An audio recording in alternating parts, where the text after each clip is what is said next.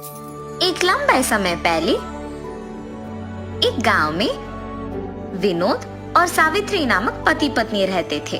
उनके साकेत और प्रणवी नामक 2 बच्चे भी थे। विनोद एक छोटा नौकरी करता था।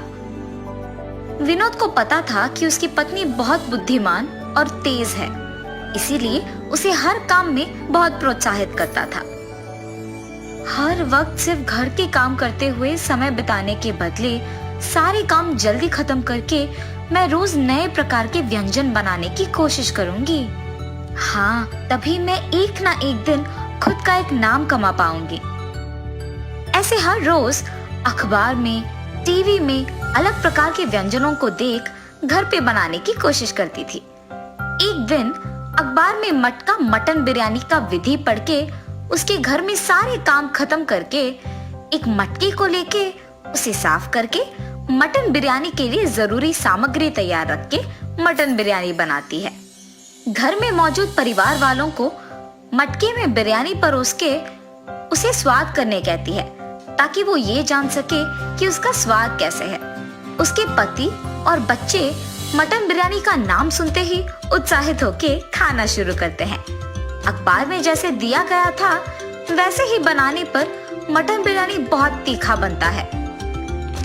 माँ, मटन बिरयानी बहुत तीखा है, इसे खाना मुझसे नहीं होगा, ऐसे कह के चला जाता है और उसके पीछे ही प्रणवी और उसके पति विनोद भी चले जाते हैं।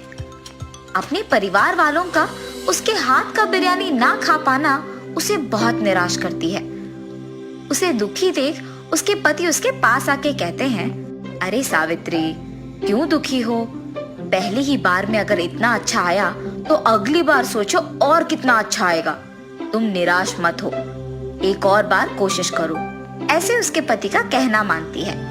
मेरे दुखी होने की कोई जरूरत नहीं है, मुझे मटन बिरयानी वैसे भी अच्छे से बनाना आता है और इसीलिए मटके में भी अच्छा ही बनाऊंगी।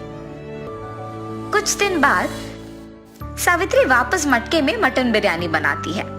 आज का मटन बिरयानी मैंने अखबार में दिए हुए विधि के प्रकार नहीं, बल्कि सभी सामग्री को सही मात्रा में डालकर बनाया है। ऐसे सोच के सभी को बुला के मटका मटन बिरयानी परोसती है। माँ, इस बार मटन बिरयानी बहुत ही स्वादिष्ट है। हाँ माँ, बहुत ही स्वादिष्ट। सही में बहुत ही स्वादिष्ट है सावित्री, तुम्हारे हाथों में तो जादू है, तुम्हें तो एक होटल लगाना चाहिए। उसके पति के बातें सुनकर उन्हीं के बारे में सोचती रहती है। मेरे पति के बातों के अनुसार ही अगर मैं एक होटल शुरू करूं तो घर के सारे काम करने के बाद वैसे भी मैं दिन भर खाली ही रहती हूँ। ये फैसला करके अपने पति के पास जाती है। सुनिए, आपकी बातों के बारे में मैंने बहुत सोचा है। मैंने फैसला किया है कि मैं एक होटल शुरू करूंगी। आजकल का कोई भी होटल वैसे भी मटके का बिरयानी नहीं बेच रहे हैं, इसीलिए मैं मटका बिरयानी बना के बेचना शुरू करूंगी। सावित्री, तुम सही बात कर रही हो। मुझे भी ऐसा कभी नहीं लगा कि मटके का बिरयानी भी इतना स्वादिष्ट हो सकता है। इतना ही नहीं, तुम्हारे जितना अच्छा तो और कोई नहीं बना सकेगा। ऐसे वो एक होटल शुरू करने के लिए सभी तैयार करती है। एक होटल शुरू करती है।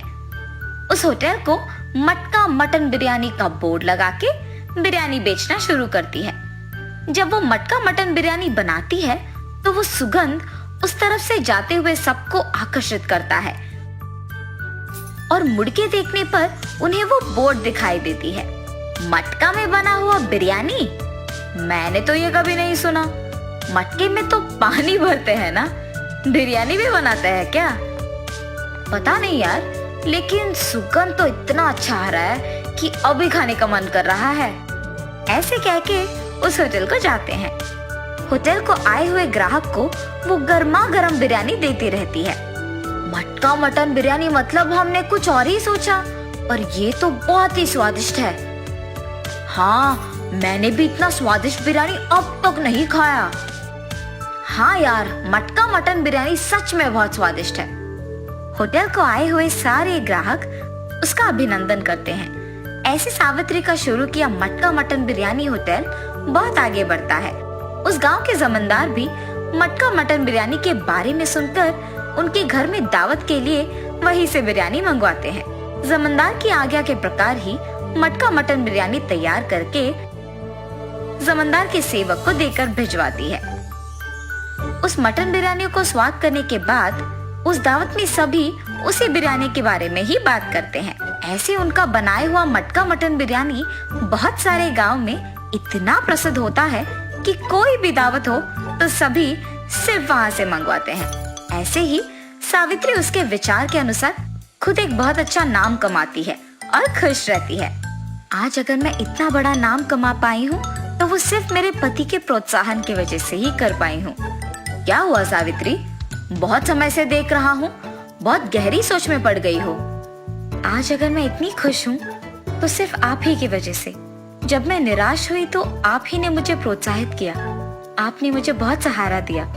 आज उसी की वजह से मैं इतना नाम कमा पाई हूँ। उसके बाद से विनोद अपना नौकरी छोड़ के होटल को संभालने लगता है।